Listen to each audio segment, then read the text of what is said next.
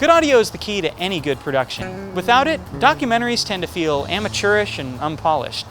However, by learning how to record clean sound, you can give your audio a chance at sounding crisp, clear, and best of all, professional.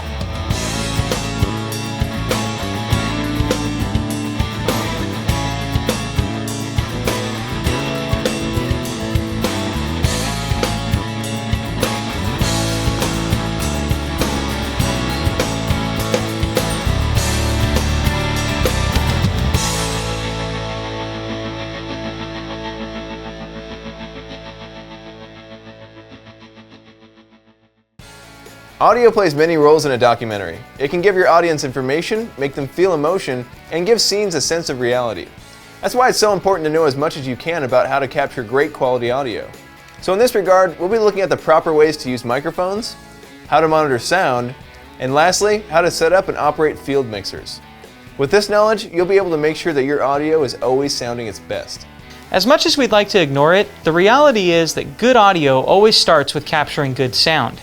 Though much of what makes audio good is simply knowing how acoustics work, the quality of your microphone still plays a big role in the quality of your captured sound. As such, we're going to take a look at two of the most commonly used microphones for documentaries, the lavalier and the shotgun. The first microphone, the lavalier, is small in size and easily hidden. Because of this, they're best used in either interviews or wide shots. Unfortunately, they're very susceptible to clothing and wind noise, so they're at their best when the subject will be indoors and stationary.